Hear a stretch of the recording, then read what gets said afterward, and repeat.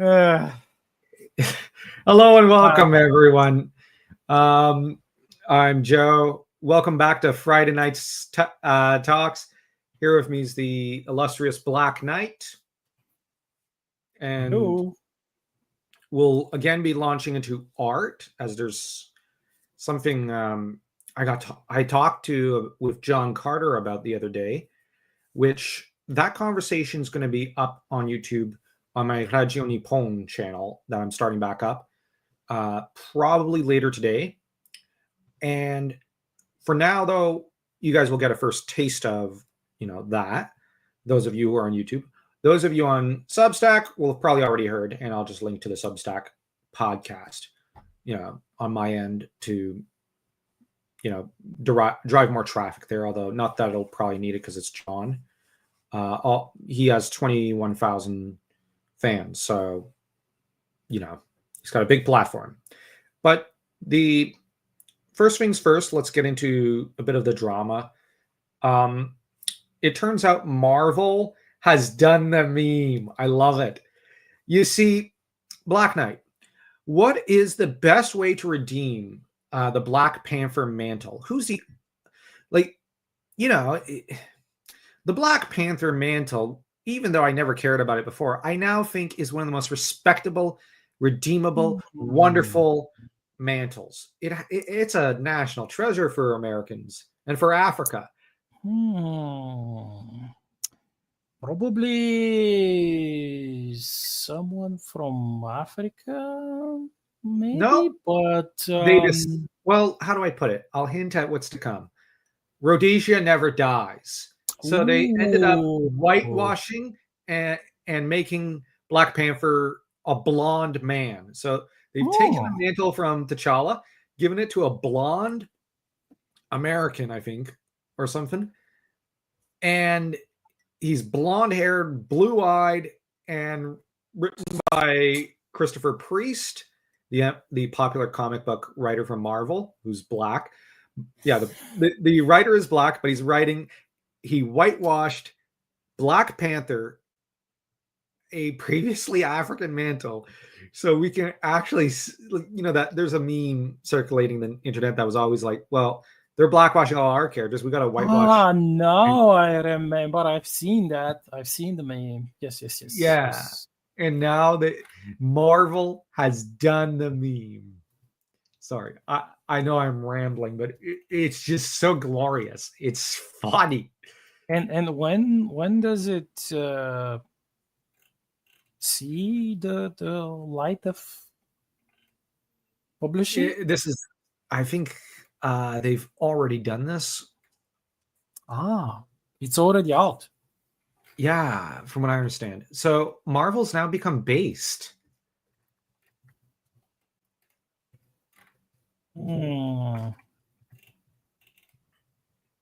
I'm sorry, but yeah, there's a phrase I never quite say. Marvel has become based. I don't know what else we could say about it because, Marvel has somehow realized that how shall I put it? Rhodesians never die. Yeah, because it's either that or they're supporting the Boers. So, we need to take this as Marvel swinging right wing. I'm sorry if I'm trolling here. This is too funny. Oh boy. Yeah, and of course you got people screaming about it. The left is melting down because of course. Yeah, but why not? That's awfully racist of them because the thing is, but they don't care. They don't care. They want to make money. Yeah. Before the, remember what were they called? The DEI bucks that certain companies like BlackRock and others would just throw away at certain companies, it's over. They don't have like any spare cash to throw at them, and it's no longer profitable. They're not getting the free monies, the free But coins, the thing the is, ka-ching ka-ching. they're This always month, this month what they did for many years before, while they were getting this for all of this free money. You know what this month was? what? It's something Oh, about Father's Month. yes. But what the companies, like, they would change their logos with some, Yes, yeah. yes, Um, because they were getting the bucks. They don't care about anything else but the bucks. Like, if they're yeah. getting the free bucks, they would do anything. But you see, They would like plaster burning clowns on their web pages or something. It's like, yeah. Although I'll if they're say, getting free monies from, let's say, Clown Incorporated, wink wink, nudge nudge, honk honk. but I'll just add that, you know, I'm glad Marvel is chasing a more diverse audience now. Yes. Yes, of course, they see where the wind blows, the wind of change. Mm, That classic song of the Scorpions. If you've heard it, yeah. I've been to some of their concerts, and I've listened to it live. Well, The wind of change. yeah. The other thing is, I'll just give a slight shout out to John Douglas, who's been booted off of YouTube. Now, John is something of a normie, like very much a normie. And a lot of his ideas are American normieism. And I realized after a while, because I tried bugging him about Crown of Blood, he's never going to read it. And I'm never going to read The Black Crown because I tried and I couldn't really get into it.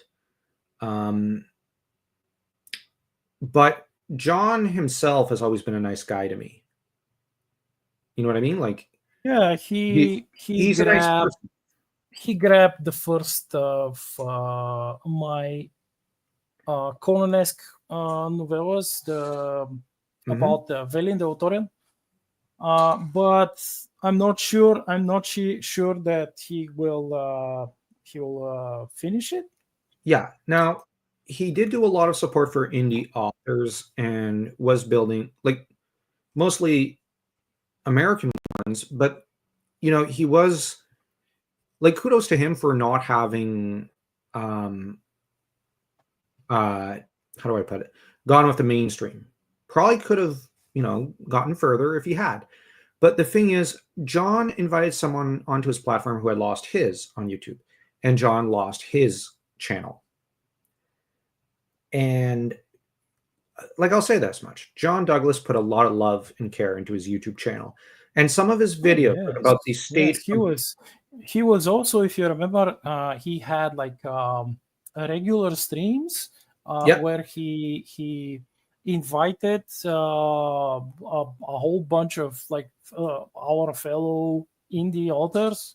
Yeah, and it was glorious. For a while, when my schedule allowed me to, I would watch the streams. But okay, I didn't know about the streams. Now, I watched his every public state of the publishing industry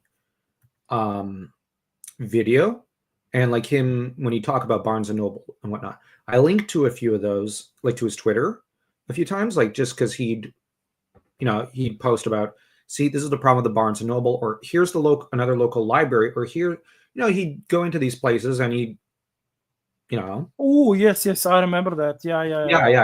But he didn't just do it once. He did it, like, he kept doing it month after month, multiple times. Yeah.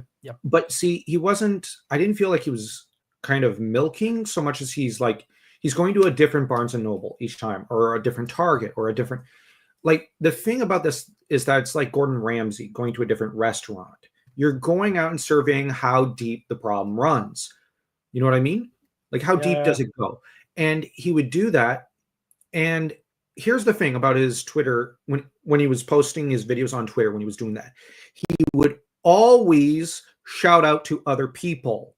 And I know that because I saw him give shout outs to, I think, like Isaac, a good friend of mine. He'd give shout outs to like Royce, to Richard from Iron Age Media. He'd give shout outs to like Razorfist, but also small indie authors like AC Pritchard, Thomas Hyland, Eric Wagg.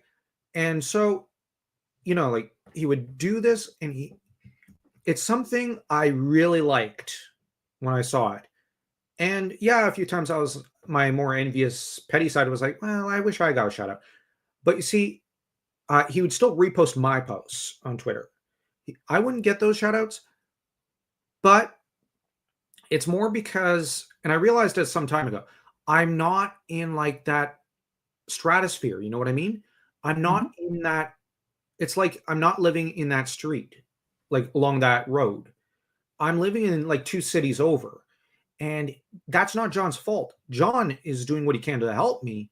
He's just, like, you know what I mean? It's like living, well, he literally lives in a different country, and he's working on YouTube. I'm working on Substack. So it's like the two worlds don't necessarily meet. And once you realize that, you go, all envy disappears, and you go, like, he's doing a lot of good work. He's a good man. And, I like to share his stuff and, repost and whatnot. And I did restack his Phantom Pulse article, and he wrote a really good article once. And the thing is, this YouTube banning, like, John, you got to realize, always towed the line with YouTube. He never cussed. There was no drinking. There was no like real drama. Like, Except coffee. Yeah, he drank coffee. Yeah, I actually liked his coffee stuff. Those were fun. Yeah, that was awesome. I liked those streams. I saw some of them when my schedule allowed as well. So I did see those. I love those. I miss those. And the problem with John is that he did nothing wrong, and he got booted. And yeah, but see, and I don't think he would have done anything wrong. Like, this is the interesting thing. He wouldn't even go searching for trouble. Like, it's so easy to drama farm on YouTube and TikTok. And, he never did that. So that's where he didn't just win my respect a while back. He won my affection by being generally, there's a timer, by being generally, you know what I mean? Like, laissez-faire. And in hindsight, I liked that his videos were not political. You know what I mean? It's just, this is the state of men's fiction. This is the state of the publishing industry. And it's like a sticks and hammer thing minus the politics, except just on publishing and literature, or at least indie fiction. And I'll be honest, some of the indie authors he recommended I did read. Others I didn't, because, I'm interested in medieval and ancient fiction. Well, you know me. I've asked you to recommend me Bulgarian epic poems and stuff. Like, yes. That's my taste. But see, John was doing something for literacy rates in the normie atmosphere of YouTube. So I guess that's why it shocked and teed me off when, like, I don't usually take these things personally, but it's like, seriously, YouTube? Like, you know what I mean? He was basically a faithful son of YouTube. Like, he was almost at 3,000 subs. He was working hard at it, and he was very committed to his and YouTube. They removed everything. Yeah, they just banned everything, tore everything down. And he's tried to appeal it, and I think they rejected it. Yes. I read the posts on our Discord, I think, because I don't have Hex. And I read the post, and I got the notion that he was like mass flagged. But that's the thing I don't understand. Why? Like Well, probably he said something that he said a forbidden word, or maybe he no, he didn't. noticed too much, maybe. No, he didn't. He invited a guy, I think, onto, I don't know the guy, but like a guy got banned. John had invited him onto his stream without, I think, knowing anything. Then he got the ban. Ah. So it's like guilt by association. Yes, he invited the wrong person, the But he quote didn't. unquote wrong person. Yes, Yeah, but yes. he didn't know about that, like to my knowledge. And they were good friends because the guy had done him several solids, invited him onto his streams, and like there was back and forth between their channels. And like I've done that on YouTube, and I cannot fathom this. And I'm also annoyed because now I'm gonna have to go. I have to go more often on Rumble, and Rumble's a lot less convenient because I gotta follow John's videos because I do like to get his analysis on the publishing industry. Then I mull it over and I look up articles on Substack about this stuff. Then I formulate my opinion. After I think about it after a walk with Dan, and then I make my post. But it's gonna be like this. His channel was one of the few I was coming back to YouTube for. I will admit, so it annoys me because and here's the thing. While he has not read Crown of Blood, he has reposted every Crown of Blood post I put up on Twitter. He has reposted every Royal Road or almost every Royal Road post I made on YouTube. And he has supported my friend Isaac, whom, Isaac and I are very, very good buddies. And I really appreciate John running to bat for Isaac, even though he doesn't always agree with Isaac.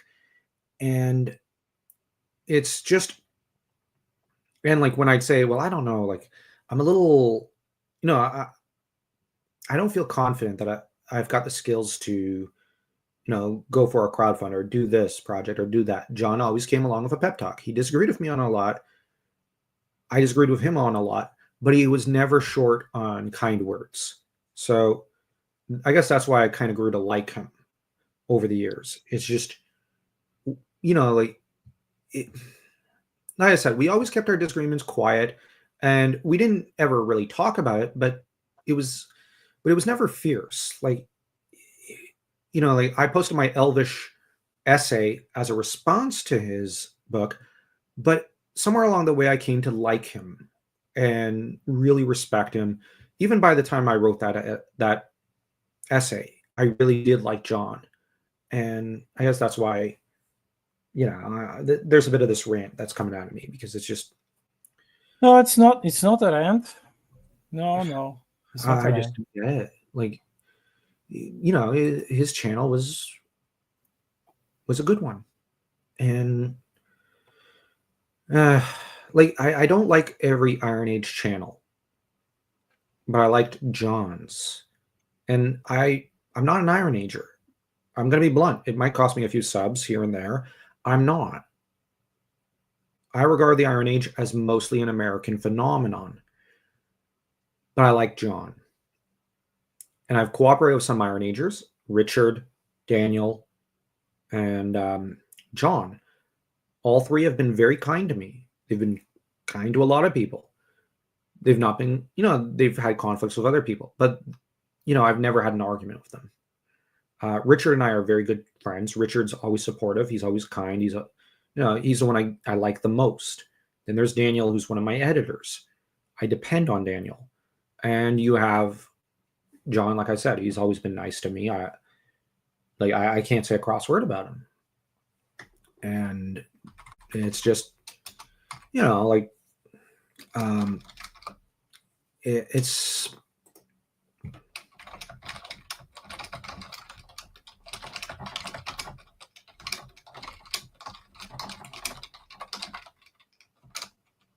so I would say to whoever's managing this YouTube channel, because they always have someone managing or something, please talk to someone, get John's channel back, because don't be lame. Yeah, don't be lame. It was a good channel. I even offered him the Alliance Authors channel, like to give it to him with the password and everything, because I thought, Well, like to an extent, I don't like being on YouTube, and I'm not like I'm here almost reluctantly. And John loves this platform. He truly does.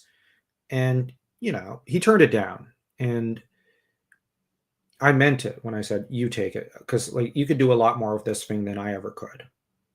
Because, like, I'm not a YouTuber and I'm irregular. And YouTube audiences and the algorithm probably prefer someone who'd be more regular, probably who's more diligent with this platform. And John, if there's one thing I can say about him, is he's very diligent with YouTube. Him and many others. So, yeah. So I figured that's one of the big news things, But anyways, to move on to a different topic. We had earlier this week, I think. And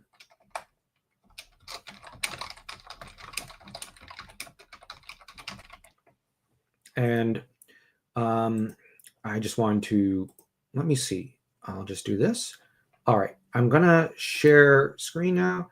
I just shared the stream to Twitter. I was supposed to do that earlier, and I really didn't. I forgot. So anyways, there's one thing I wanted to get your opinion about, and that is the audio casting call. Now, yeah. Yes, I saw that. Yes, this is one of my favorite posts that's been posted on the Bros Crin Substack. The other one I really liked was Dan's Treasure Planet article, which is really cool because he's writing about the fight that Jim and Silver have later in the movie. Like, I'll use the ship's cannons to blast you to Kingdom Come. That argument. Dan really did a great job analyzing it. I just have to shout out my brother's excellent article. Did he play the old Disney game that they made for the movie? No, I didn't even know. It's so good. It's so good. Link it to me. You have it, like, I think you can find it as on one of these old gaming sites and play it online for free. But give me a second. On PS2? Oh, I'm not sure. I think I played it back in the day. I found it, found the original CD. Is it from a friend? Is it Treasure Planet Battle at Procyon? Yeah, Procyon. Yeah. Oh, yeah, okay. It was also for PlayStation, but I played it on PC. Wow, this looks interesting. It's you have no longer, he's no longer little. You have some of the characters from the movie who also participate, and they are voiced, I think, by the original voice actors. I hope Silver's in there. I liked him. Yes, he is. He was glorious. He is, and the little blob, like the pet blob. I forgot the name. What was the name of that little blobby creature? It's also there.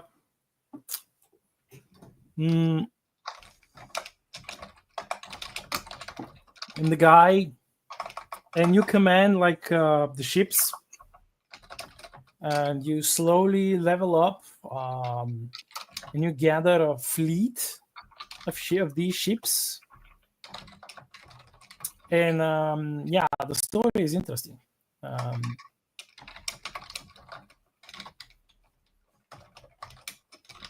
Of course, you fight the pirates, and I think your direct commander is the female captain who's been promoted to admiral or something. I forgot. It was like long ago, but people love the game because it was made in the same spirit, and it was voiced by the original actors. Yeah, Treasure Planet Battle at Procyon. Yep, yep, yep. So, um, Sorry for the site tracking. yeah, and but for the audio series thing, now this is me being inspired by Isaac's success, and Isaac has been very encouraging. Um, he and I have talked, and what we've discussed is that he's in sci-fi, like you, Black Knight. But his science fiction is of a different kind from yours. His is much more dystopian and dark and depressing because that's just how Isaac is. Uh, like I love him, but as one would a friend or a brother, but his he has depression problems. Like, you know what I mean? Um, Yes, I've he's got noticed. Yeah. Now, your sci-fi is very different from his. Yours is more like Warhammer or Star Wars. I'm just going to be blunt. So these are two different niches. Um, but he and I have discussed like your stories, his, mine, and how there's a there is room for the possibility of trying to corner a bit of a. We can't really make movies, but we can, however, nail the audio market and kind of try to go after the cartoon or movie audience people that are available on YouTube, on TikTok, on, whatever, what have you. And the thing is, this is what inspired me to put out the casting call on Substack. And now he's mostly sticking with audiobooks. What I'm thinking is combining them with nice little visuals and trying to at least, how do I put it? Put out more than just a simple audiobook thing. I'm not looking down on him. I'm just saying. Um, so it's just something that I think there's potential. And for example, using maybe not animation, but like with a skilled enough graphic artist, you can throw in like when in Star Shatter it describes a great ship, like a mothership, you could see the visual mothership. You know what I mean? Like so that there'd Yeah. be the visual aid for those who like pretty visuals. You might have during Crown of Blood, you might see visuals of, let's say, when we get to the dragon short story, you get a dragon visual because everybody likes a dragon. Those are awesome. Oh, yes. Yeah. Especially a fire breathing dragon. Yeah. Well, this one's a lightning breathing one.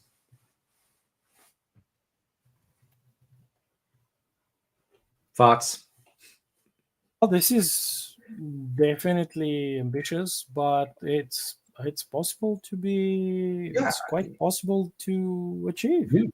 Yeah. It's not. I don't see any problem. It's yeah. And I think it's possible under a budget. And Yeah, of course. yeah, because technology has advanced so far that you can do a lot of things under a budget.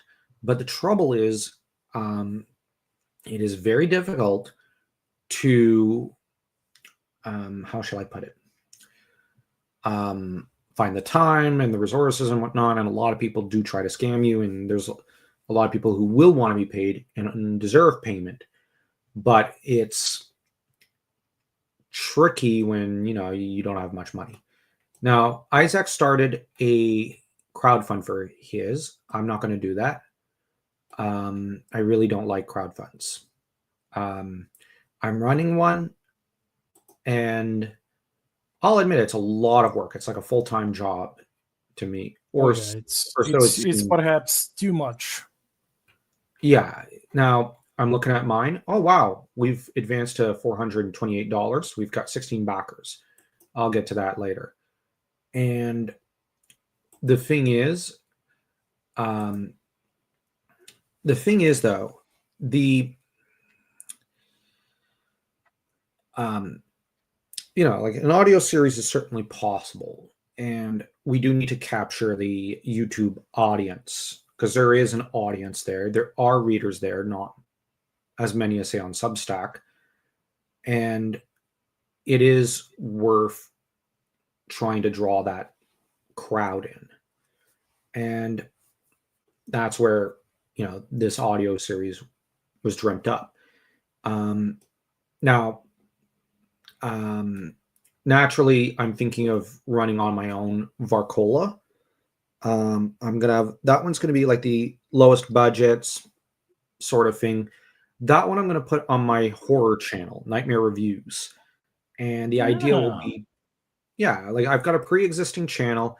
The algorithm there, I don't think is too screwed up. It's purely horror fiction and horror reviews and horror stuff.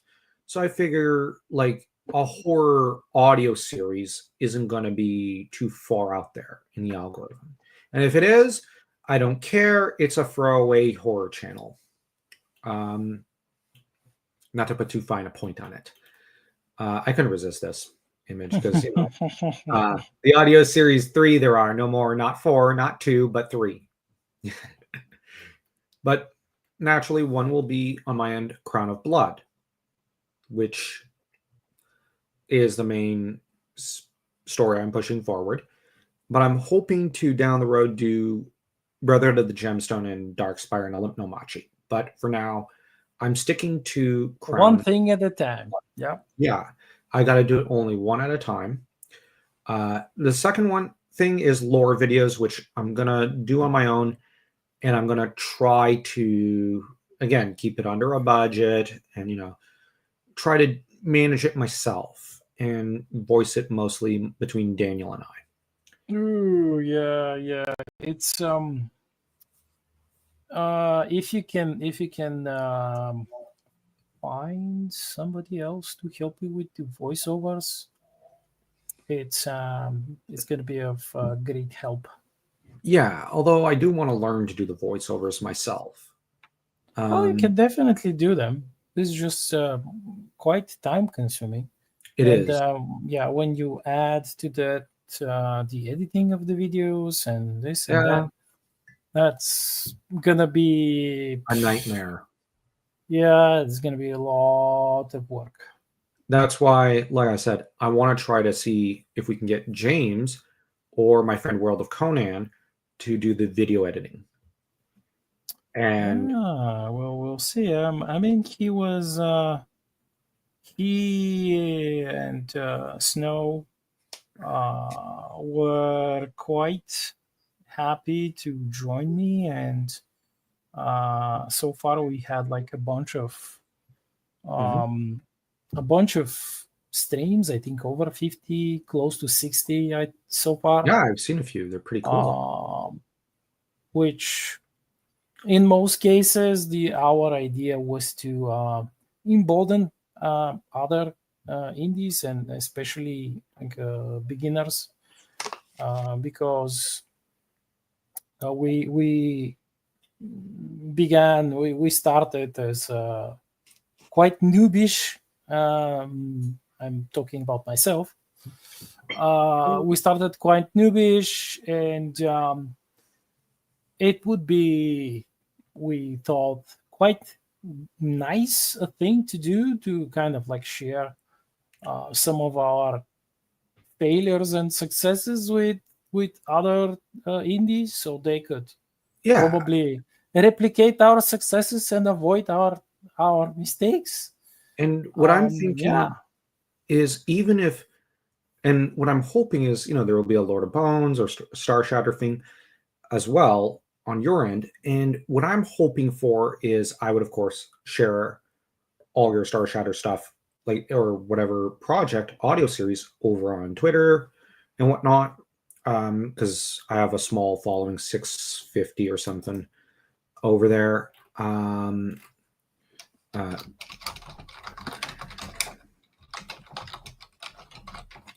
um, and actually, I had 2 or 3 more, but then I did spam for John, and that's lost me 2, 3 fans who were probably annoyed over on Twitter. But like, it's one of those. He's a friend, and he always spams for me, so I'm gonna spam post for him. But the thing is that the audio series I'm thinking here with Star Shatter would be as a separate project. This is why I kind of want to. I'm hoping to bring in World of Conan, so that we'll have a divide and conquer thing between us. And because James, like, you look at it, I'll be sharing the video later of the crowdfund.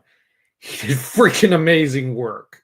He is a whiz with a computer and with graphic design. And I'm worried about overtaxing him if he agrees. Yeah. Because he's got only so much time. He works, same with Woke, and or World of Conan, I mean. So it's something which it is like we can't overtax these people. But my hope is that while I want to focus on my projects, I think because you're closer to James, it'd only be natural for you and him to work first on Star Shatter and whatnot.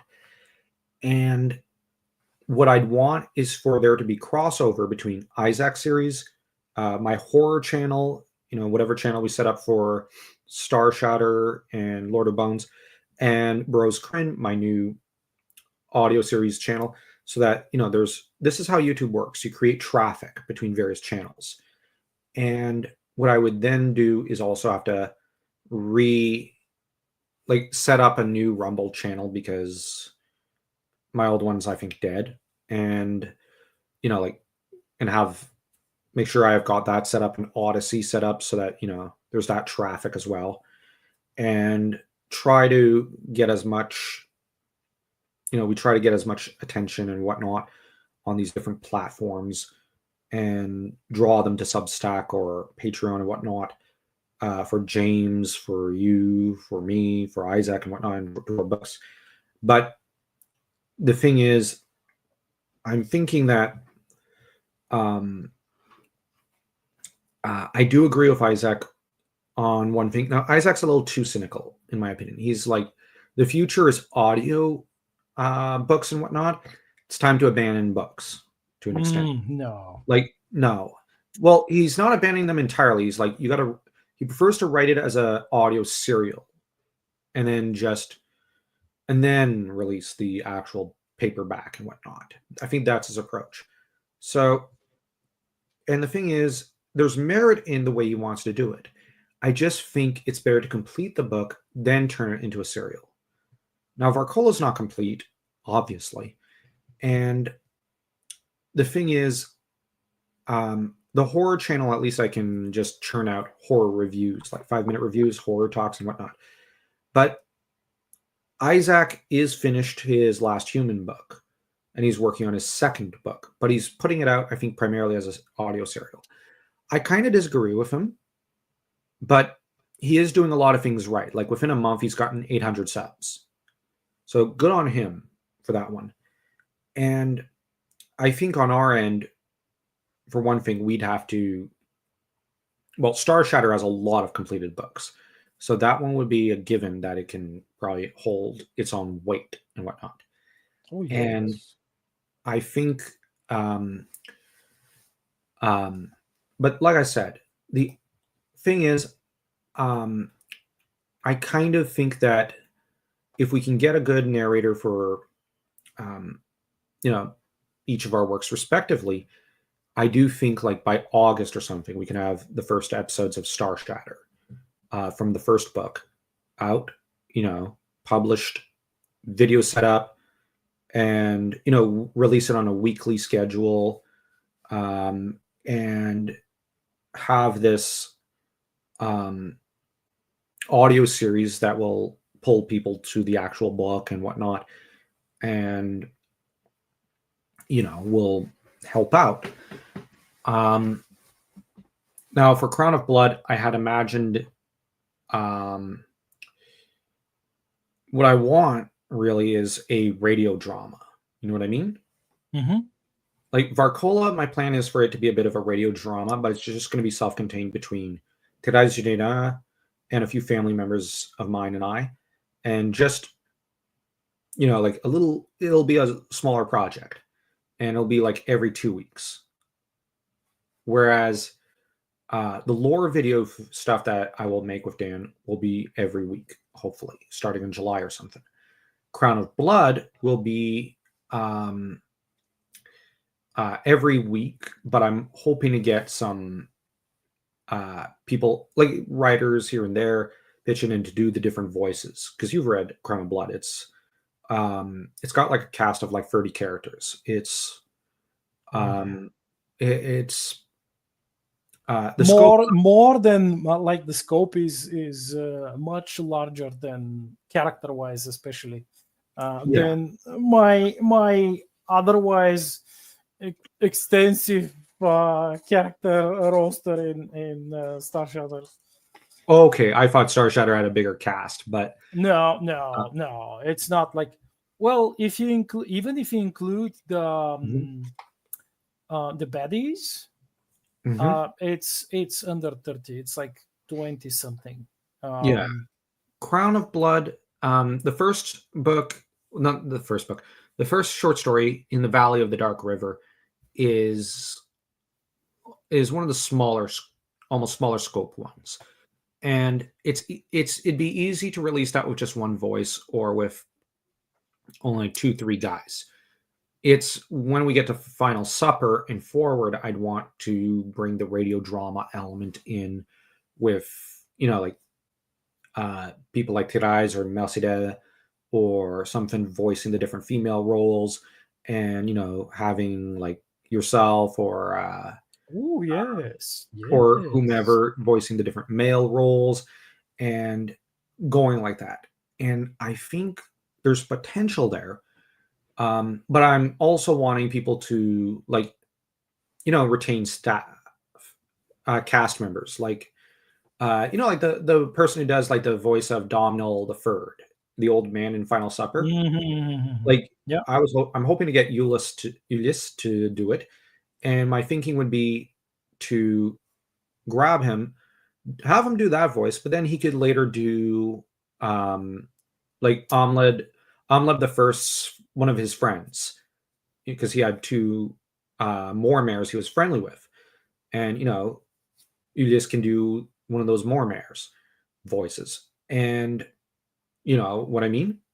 And I believe for Mel Martin, because he's someone raised more in Northern Britain, that is to say Northern England, with some Caled or Scots to him, I've already got his voice filled out, James Ross, who's a reader of mine. So I've got one, and this is something I'm pretty pleased with. I've got a Northern Englishman, someone from the border near Scotland, to do the voice of one of the baddies. So that's a major victory on my part. So shout out to James Ross. Thank you so much. I am really excited to have him do that voice, because in part 2, Mel Martin is going to be one of the main characters, and he's in every short story except the last one. Spoilers. Yeah. And so James Ross will, I'm going to work him like a draft horse or something. I'm joking. But it's great to have someone who's from the actual British Isles. And I'm hoping, I've got a proofreader for Brotherhood of the Gemstone. I really want to convince him to do one of the characters, because this is supposed to be a Scottish epic. And yeah. So like Yes, you're lucky, my friend. That's in my case. Hmm. I could reliably, let's say, replicate the Bulgarian accent and maybe a Russian accent. You have a Bulgarian Or accent. yes, I'm joking. But yes, I can. I could replicate the accent of reliably of Boris, the telepath, and probably one or more of the like secondary, tertiary characters um, who are Russian. But otherwise, I have two like a lot of aliens in the crew, um, which some of them I have a friend like he is from mines, old mines, and I'm not sure if he will be able to pull this off. I don't want to like put him in the spotlight, but he is Italian, and I would very much like the one of the main characters, Captain Anitza, to speak English with wholesome Italian accent, or maybe a Spanish accent. But No, I just have a question. The Italians are wholesome. I thought, like they just argued all the time, and yes, um, they argue in a wholesome manner since when? I'm joking. since like I love since the the time Italians. of since the time of my great grandmother. Okay, it's just well, I grew up, with near a lot of Italians, and then I love Italian restaurants. Well, there used to be Italian restaurants in Canada, not Ah, anymore, since Canada went to that because that sucks. yeah, like the Italians ran almost every restaurant at one time, and our food, like here in Canada, like the food was freaking good. But every time you'd go, you'd have like, "What do you mean?" And like they'd be bickering and "Qu'est-ce que tu veux dire? Je n'ai rien fait, Janine. Oui, ben toi, and there'd be these arguments, and it was like there was entertainment and dinner together, bread and circuses, and the circus was them bickering and fighting, and then trying to turn to the customers and saying, "You see what I have to put up with? Talk some sense into my wife." And then you'd have the wife, no, talk some sense into my husband. It was freaking entertaining. So when I say the Italians are always bickering, it, Uh, I I remember. I know exactly what you're referring to because I've watched perhaps too many kitchen nightmare videos of the Gordon Ramsay series, and there were plenty of like Italian restaurants, and there was one in particular where they were constantly arguing about something. So yeah, hmm. And yeah, it's just, oh man, but an Italian voices actor or something is perfect as well. Yeah, for such a role. I also think that like any kind of Roman fantasy or Roman sci-fi or anything like that it'd be great to get Italians to do that. Um, oh, probably. yeah, yeah, probably. Now down the road, I've plans for a Dark Spire conspiracy, which is my upcoming novel through Enroute Media, which is an American Catholic indie publisher. And the thing about Dark Spire conspiracy is that it's Norse and Vikings and Scandinavians.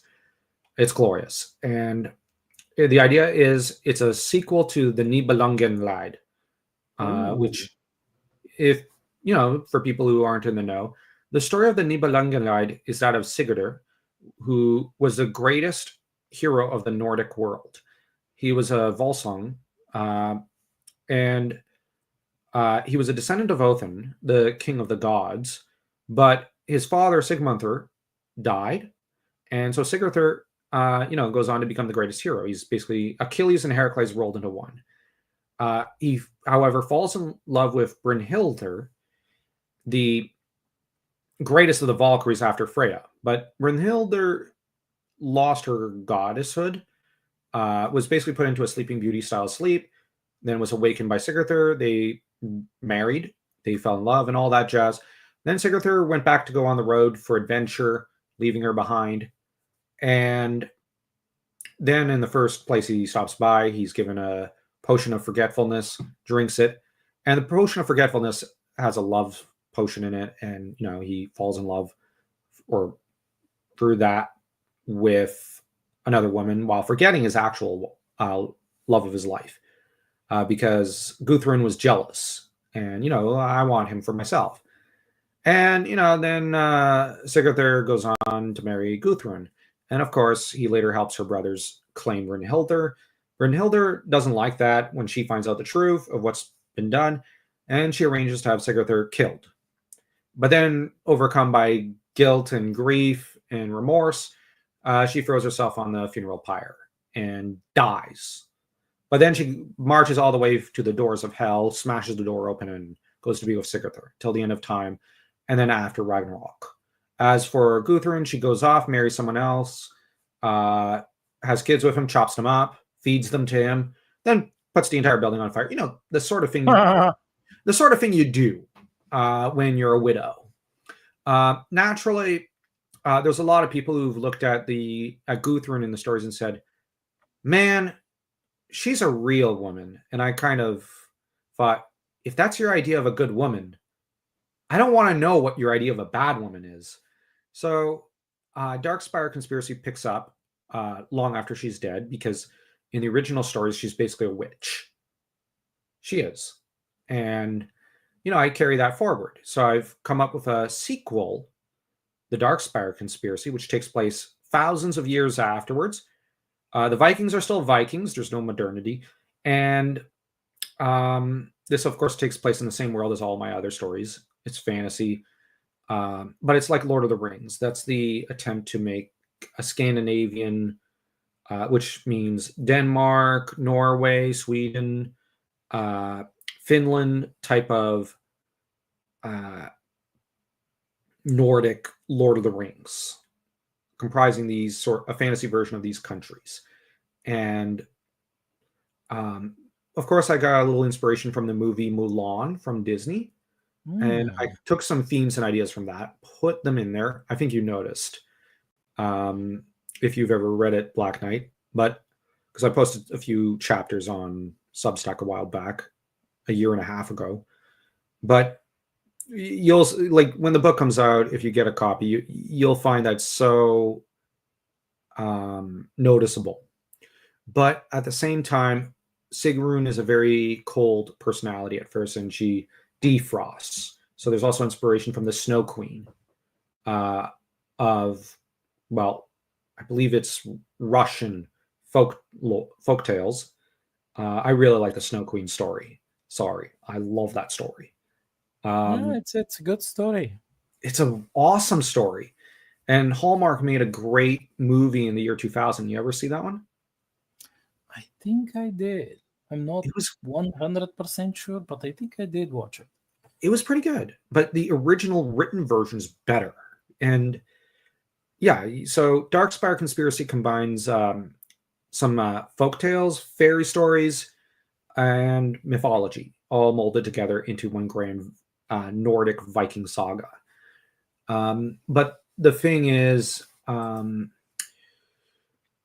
thinking of ironically, I've got some Nordic relatives, and I'm hoping to convince some of them to do some of the voices. I think that'd be awesome. And I would want World of Conan to do at least one of the voices. I wrote one character, Thorgils, with him in mind. I really like Thorgils and Wolffish. They're my favorite characters in this story. And there's going to be the Fall of Kalantha, the Floral Kingdom. This is something I have a lot of notes on. I got a lot of lore on, but I've never started the story itself. And the story is the fall of kingdom, as there's a 6-year-old Rivalen, I think the third, who is a 6-year-old. His father's abandoned him. His grandfather was the king, and the crown falls to him at 6 years old. But the kingdom's being invaded, and the kingdom's broken into a civil war.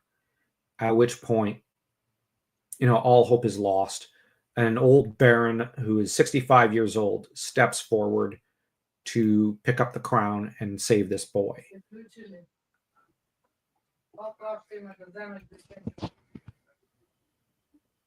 But anyways, naturally we've got for the casting call for Crown of Blood, to get back to that, is mostly for starting with the Final Supper, which ironically Dan wanted to turn this one into a theater play, but it's a lot of work to do that, and I don't mind if it became one. I think that'd be interesting, but we shall see. And I think that as far as the cast thus far, we have Kirai Judena, who's promised to come in. Melcides wants to. And we have Ulysse, who has some trepidations. So I'm going to need to keep hammering away. James Ross is part Scottish, but he's Northern English. But he's that Northern English accent almost, like, there's some similarities. I've listened to Morgoth from Morgoth's reviews. He apparently has a lot of Scotch in him, but he speaks with a Northern English accent. I really like that Northern English accent. So, if we can get even like one or two people like that in, I'd be game for it. Yes, I unfortunately mine is somewhat dead these days. Otherwise, I could have dropped a post or two, but like back in the day, there were quite a lot of indie voice actors there. And I knew some of them, but sadly, they are no longer active there. So that sort of thing happens a lot, and like, because I remember talking to Don Bluth about that sort of stuff. Like, do you have any connections or anything? And he complained. He's like, "Oh yeah, well, if you had asked me 25 years ago, like before." Well, actually, no, he said, like, if you had asked me around the time of the production of Anastasia, just before Titan AE, I could have gotten you all jobs. But ever since then, they're all gone with the wind. And he's like, I don't have any connections. If I had any, I'd be back in the industry. Yeah. And he said that with a pained smile. Like, it physically pained him to admit he cannot, help any of his students. He cannot even help himself to get into the industry. Because, he was essentially canceled after Fox dissolved its animated department. And, maybe I'm biased because I like him and I've met him. But, like, if there's someone who should not be canceled and should not be banned from the industry, it's Don freaking Bluth, who basically semi-grandfathered the industry. You know what I mean? Mm-hmm. Like, he built the damn animation, like, renaissance of the 90s and 80s. Like, Treasure Planet would not have been without him on some level. And yet, like, if he was to send in his application, he couldn't even get a job in the industry. He's of the wrong type. Yeah, he's. We know. Yeah, it's just embittering. Now, I was also thinking. Now, Don Harper Jr., shout out to him, really wants to do a lot of the music for a lot of these stories. Yeah, have you heard any of his music? I love his Winterborn. I think I did. Okay, that's a cue to go open it up on my end. Yes. Please. Yeah, this is Don's got a YouTube.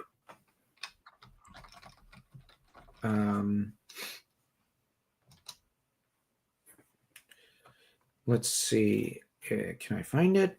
It doesn't pop up immediately. I've listened to it enough times. Let's see. No, that's not it. Wrong one. Let's see. How is it that it pops up every once in a while on the home page, and yet I can't find it in YouTube's search mechanism? Why don't I try it? What should I write? I found it on Substack.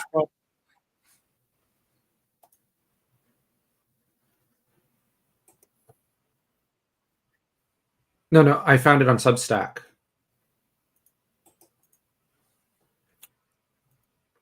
Okay. Wrong tab. All right, I'm going to go stop sharing. 1 second. I'll just bloody hell. Let me see. Let me see. Does he have it here? Raven's Call. No, this is his Raven's Call song. Winterborn. Okay. I think. Okay, so this is his reproduction of the song, as someone else made it. Okay. Wrong one. Wrong. Where is it? I'm going to search his. I'm going to try searching. I found his YouTube. Oh, okay. Could you send me that? In a second. All right. I'll send you the link. In the doc on the private chat. I don't know why it didn't pop up when I tried looking. Yeah, maybe you're shadow banned. I knew that years ago. Maybe they shadow banned you harder. Yeah, probably. Just like some people were unable to find the books of indie authors when they attempted to do a search on certain site. Yeah. And they did not see.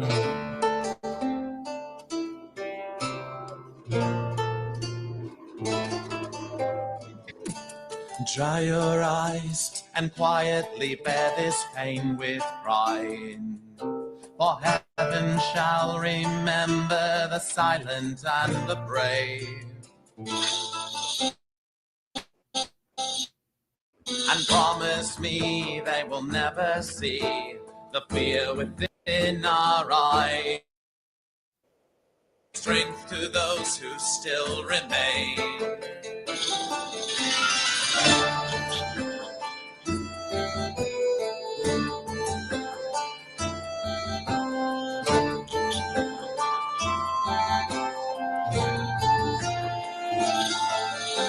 So bury fear, for fate draws near, and hide the signs of pain.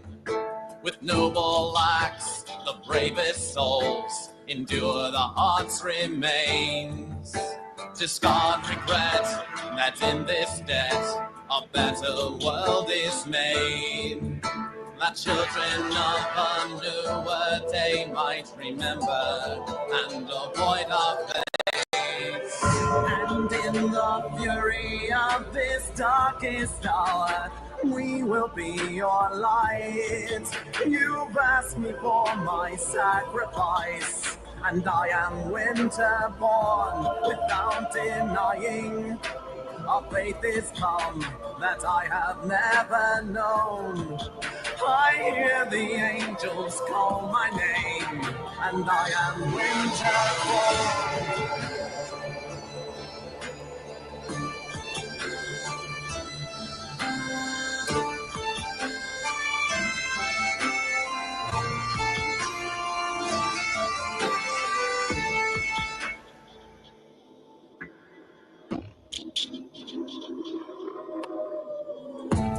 Hold your head up high, for there is no greater love.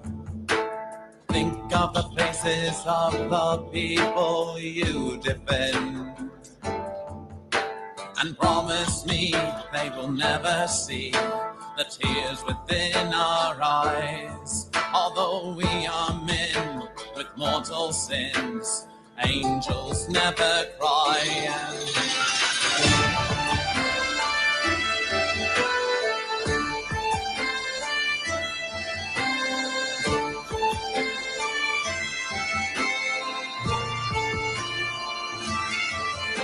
So very fear, for fate draws near, and hide the signs of pain. With noble acts, the bravest souls endure, the heart's remains. Discard regret that in this debt a better world is made. That children of a newer day might remember and avoid our fate. And in the fury of this darkest hour, we will be your light. You've asked me for my sacrifice, and I am winter born without denying. Our faith is come that I have never known. I hear the angels call my name, and I am winter born.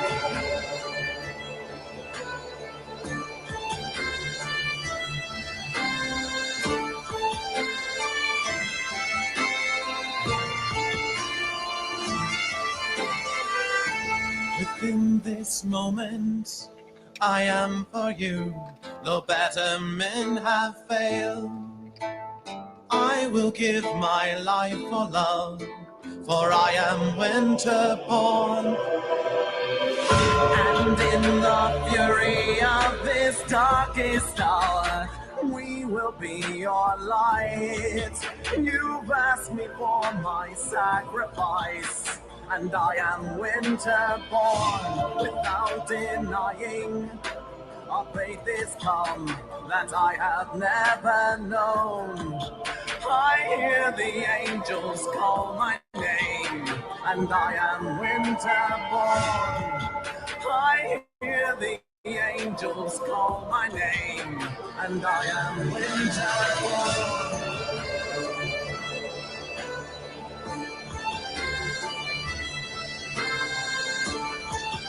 I hear the angels call my name, and I am winter born.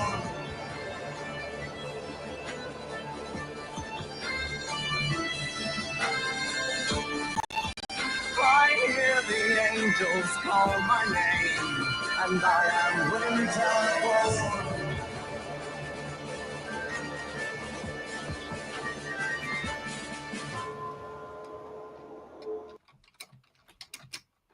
Ooh. Yeah, I want Dawn, who did, I think, those instrumentals, like a remix, because this was apparently someone else's song at one time, and he did his own or something. I think that's what it was. He'll clarify in the comment section, because I'll tag him when I post this on Substack. But like, that was awesome, and that was very, like he said, I think it's like modern Celtic rock or something like that. It feels Celtic. It feels very Irish, even though, you know what I mean? It's quite He's Appalachian, like he's Heartfelt. from the Yeah. yeah, you know, like the Appalachian region of the U.S. is well, it runs from the U.S. to Quebec, and on both sides of the border, they're very Celtic, um, extremely. The links with France, Scotland, and Ireland like are amazingly strong, just like they are in Eastern Canada to Ireland, Scotland, and France.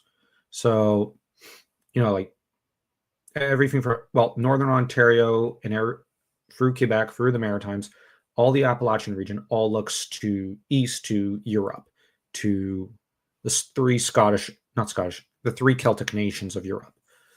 And I just find you feel that in this video that he made. I really do like that video, and I cannot understand how his music video did not go viral.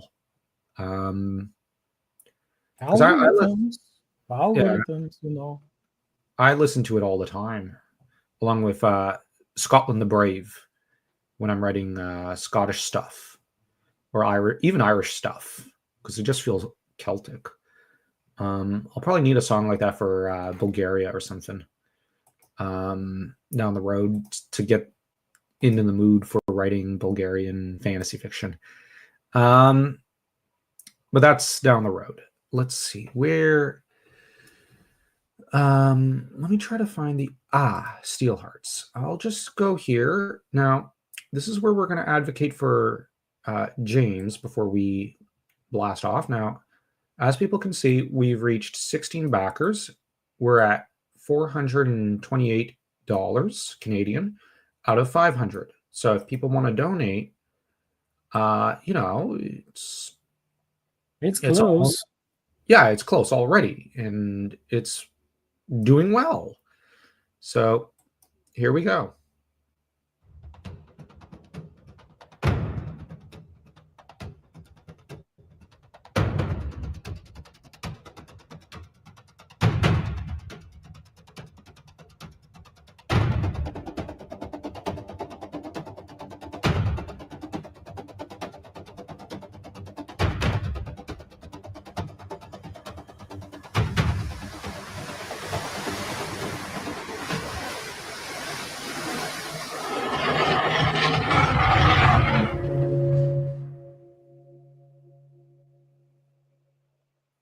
James put that together. Yes. He's quite good at this. Oh, yeah.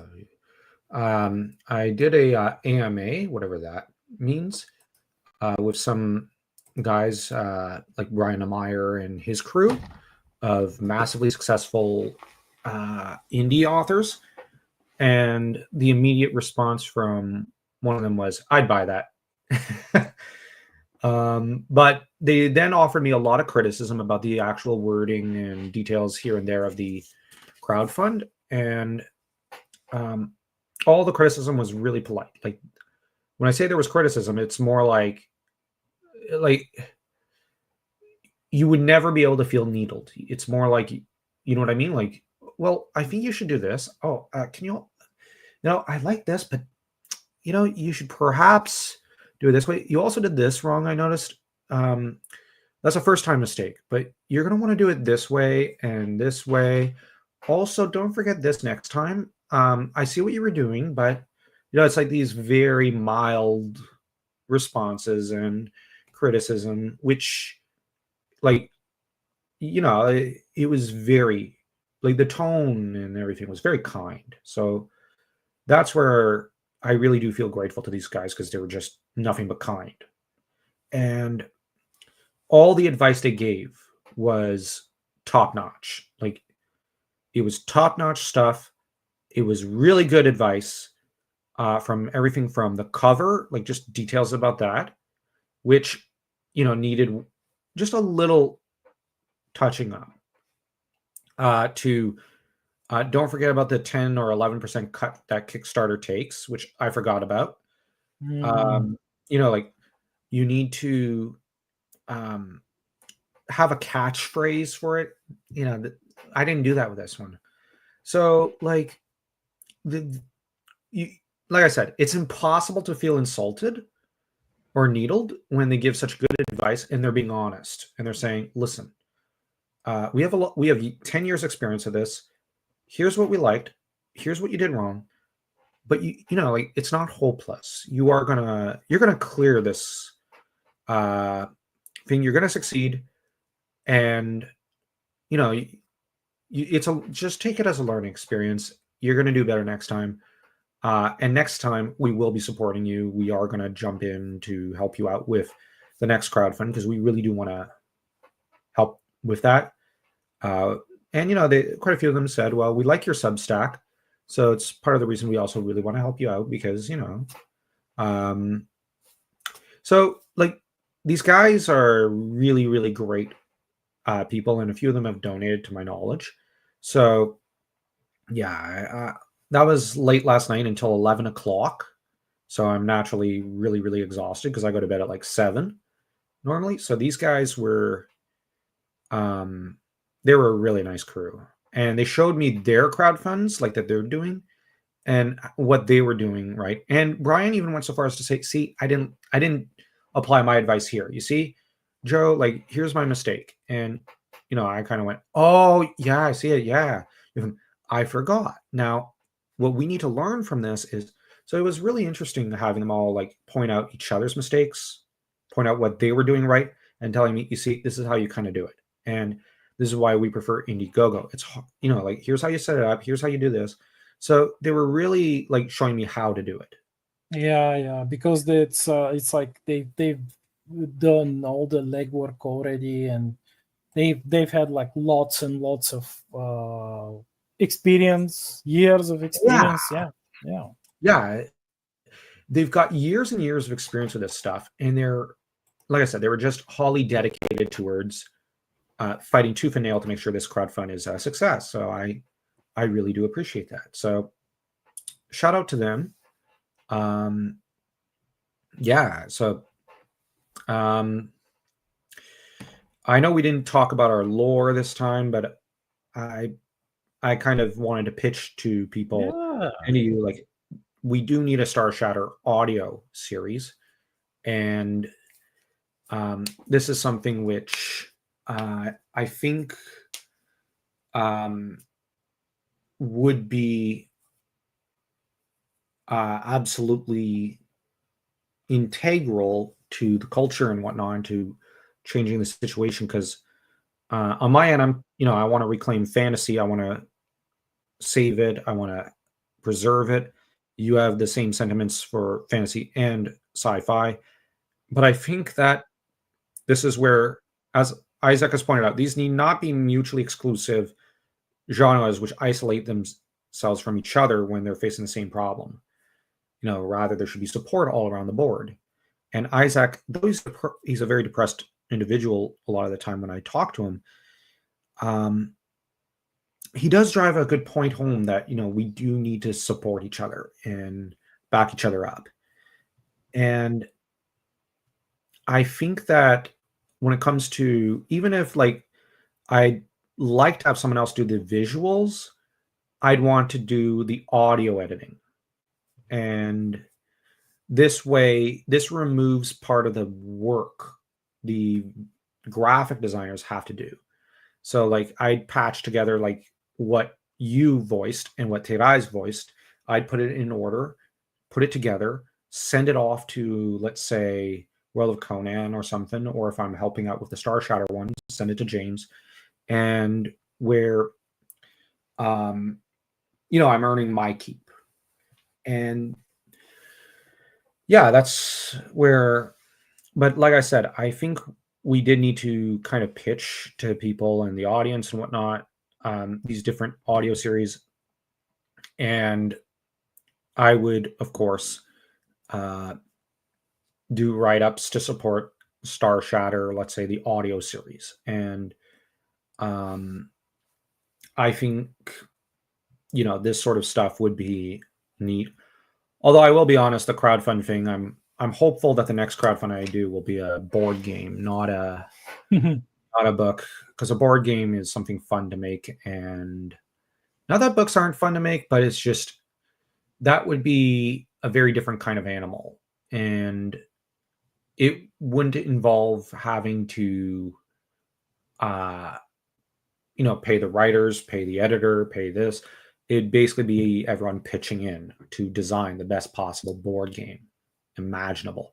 Starting out with like Crown of Blood, then moving on to maybe something for Man Behind the Screen, then maybe something like a Star Shatter board game, and then you know what I mean, like moving through people's mythoses and whatnot. And I think that would be really, really cool. That would be nice. Yeah. So yeah. Next time though, we will have to discuss Star Shatter lore. And because I'm tired and I do have other things to do, so I hope you don't mind if I propose we cut it short here. Oh yeah. Yeah, I am sorry. We usually use this also as a to push forward your Star Shatter and your Lord of Bones, but we ended up, I guess, discussing the audio thing, which Well, we just had to. yeah, it's but the thing is, we are needing, volunteers. We need people to come who have audio equipment to come in, read for the part, and and I think I'd first want to get the Crown of Blood thing hammered out, and then I'd really want to recruit Don Harper if he's willing, and maybe do a casting call for Star Shatter, and see about, you know what I mean, putting that together for July, and where we'd have the Star Shatter audio universe or something. And Yes, we could one of the more successful online publications in terms of stories were the Vote Your Own Adventure Star Shatter stories. If you remember, oh yeah, I remember those. yeah. The Province of Terrans, that they are 3 novellas. I have 2 of them on my Substack. And the first one was featuring. Well, they are 3 in total, and I would have to continue with the last one. But the first one features morale officer Vincent. The second one features Spacer, who goes by a specific name.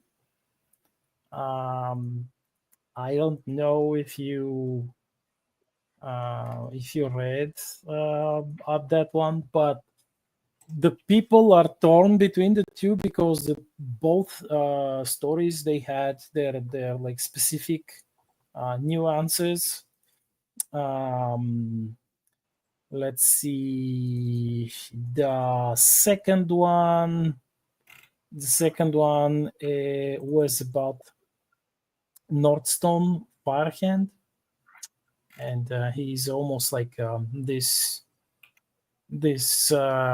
Chad Spacer gunslinger who goes to explore ancient derelicts in deep space and fight monsters or recover long forgotten artifacts and such, and knowledge. And of course, since this is part of the Spacer culture, he would go to one of the famous Spacer bars, and after the success of the adventure, and he would tell his tale. And perhaps that was the most favored one, if I could even say, speak for the readers. But the first one about the Vincent, they really loved, because for most of them, it was the first time reading about what a true Terran morale officer is capable of.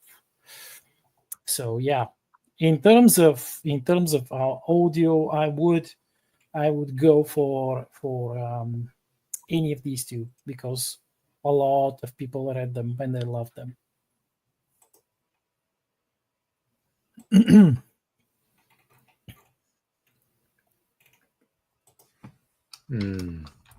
All right. So we'll have to both reach out to those we know and whatnot, and try to establish these projects. I will admit my attention right now will be focused on the Crown of Blood thing. Just trying to get that and the other lore series off the ground. So I'm not going to be too useful for Star Shatter until those things are launched, at which point I'd be able to do more than just market and promote for Star Shatter. But I would be doing the write-ups and whatnot for the end of the, like every Friday and whatnot for Star Shatter audio series. And I, of course, would be lending my Spotify to it, so that the idea would be that, there's that promo support, and of course on YouTube, of course, Twitter and elsewhere. And my thinking is this, we try to get that popular, and we try to accrue a larger fan base for both Star Shatter and whatnot. And, like this would, but anyways, as far as Crown of Blood goes with that audio, I'll ask just on the air, any character you would want to voice? Maybe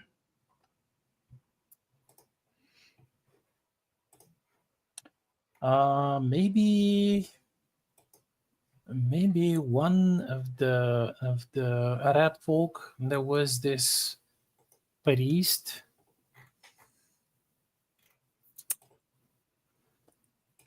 I would like to voice him. Which one? There was a priest, if I remember correctly. I may Frere?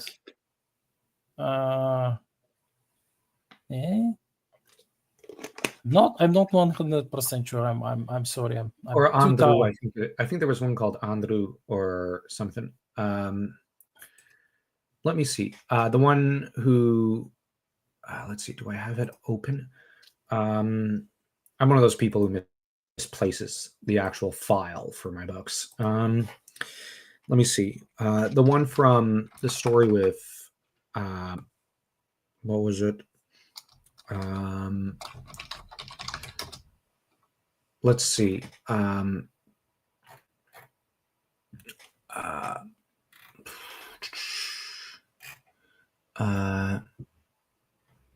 Let's see. Is it the one from the? Hold up. I think there was. Was it the one with the cathedral story? Yes. That's the one. Okay, so the one who, do you mean the one who works for the cathedral, or the one who played Messenger? The one who works for the cathedral. Oh, Tom. Yeah, that works. All right, so you want to voice Tom. Cool. I wasn't sure. Yeah, I wasn't sure because I've got several priest characters. All right. Yeah, Tom works. I'll have to note that one down. Actually, I should perhaps start noting down roles, because, like, on a spare piece of paper, because, and I'll just note one thing. And also Ross, because I just remembered I gotta note him down before I forget.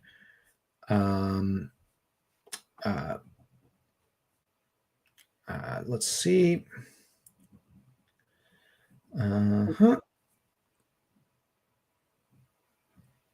All right, there, and we now have it noted for posterity's sake.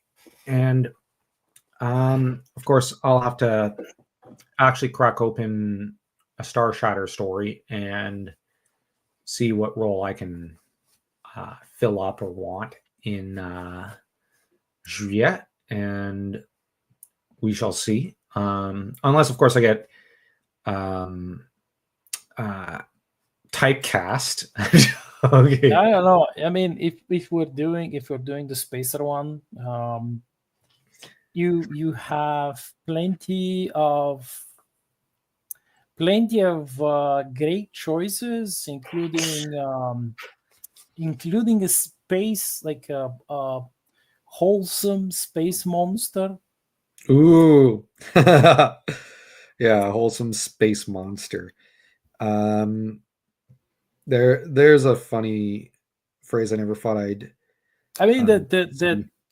it is quite monstrous, but and In a you, wholesome you can't, way. yeah, but in a wholesome way, because you can't say that it's not this is not a monster. It's a fucking monster.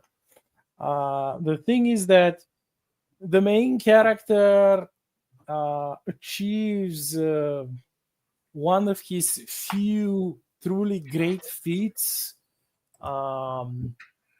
in the story, which he actually, like, everything that he does is, it's, you know why he's able to do it. It's not I don't pull it out of my hat just like that.